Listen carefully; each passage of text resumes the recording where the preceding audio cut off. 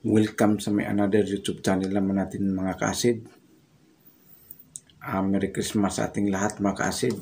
Sana nasa mabuti tayong kalagayan ngayon mga ka-asid.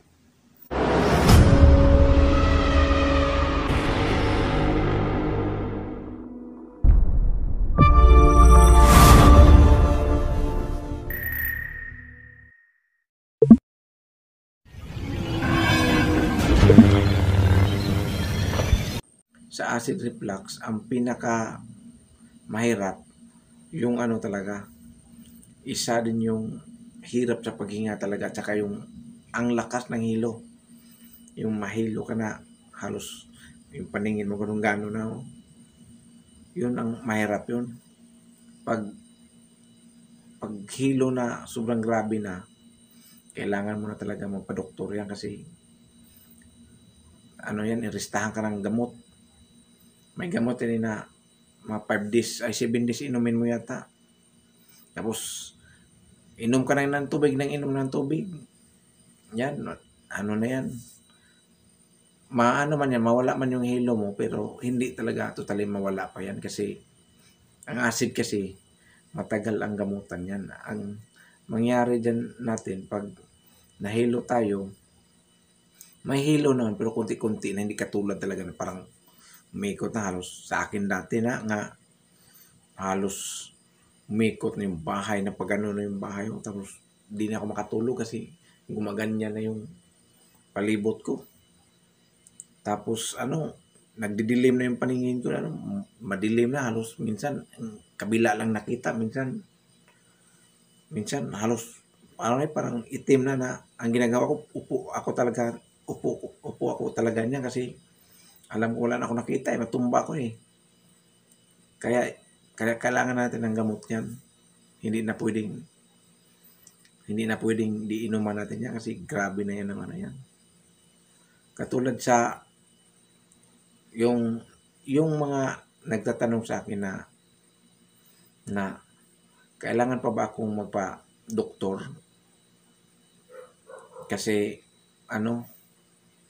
iba talaga yung pakiramdam ko, yung nagtanong na ganun. Ito ang may sagot ko. Kung parehas tayo ng naramdaman, yung mga sinasabi ko na mga atake na ganito, may sakit dito,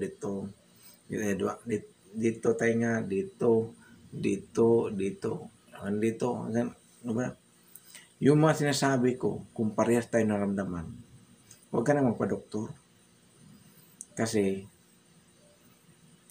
acid yan. Basta parehas tayo na naramdaman ha, yun ang sabihin ko. Kung magkaiba tayo ng naramdaman, pwede ka magpa-doktor. Sabihin ko sa'yo, pa-doktor ka. Kasi kung parehas tayo naramdaman, kung naramdaman ko, at saka yung mga sinabi ko at naramdaman mo rin, yun, huwag ka na magpa-doktor. Kasi kung magpa-doktor ka, ang pera mo, ubusin sa doktor yan. Oo. Pabalik-balik ka lang yan. Sabi na, balik ka, hindi mo alam yung sakit. No. Magpalaboratory ka ng ganun. Ganun din kasi ganun naman ako dati. Pabalik-balik naman ako dati sa doktor. Wala naman, naubos na yung pera, pero hindi man gumagaling. Ang gamot kasi, control lang natin yan. Pag may gamot na kasi, yung isip natin, maano na tayo nito, ma-control na tayo. Hindi uminom ka, control ka kasi yun sa isip mo eh. Pero pag sa isip mo na, pag uminom ka ng gamot, atakihin ka talaga kasi nasa isip natin yan eh. Kaya sabi ko sa inyo, walang makagaling sa acid kundi tayo lang. Kaya relax lang. Bakit ka matatakot? Yung pinagdaanan nyo, mas baka pag dito sa akin yan, baka di nyo kakayanin yung pinagdaanan ko. Kasi yung pinagdaanan ko, grabe yun. Halos buong araw akong walang tulog yan.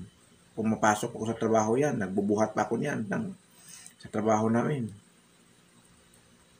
Kaya mahirap. Halos nga pagdating ko sa trabaho, wala na akong nakita ng mga tao, kaya umuwi ako sa bahay, tumakbo ako sa bahay namin kasi wala eh. Puro hilo na naman ko, halos di na ako makalakad kasi yung lupa gumagalaw na. Dalawa na yung paningin ko sa tao. Oh, sino ang mas malala? Yung sa inyo, yung mga baguhan pa lang, huwag kayong matakot. Yun na ang sabihin ko sa inyo, huwag kayong matakot. Kontrolin lang ninyo yan. Di mo kasi, hanggang dito na lang, huwag kayong matakot. Kontrolin nyo lang yan. Maraming salamat.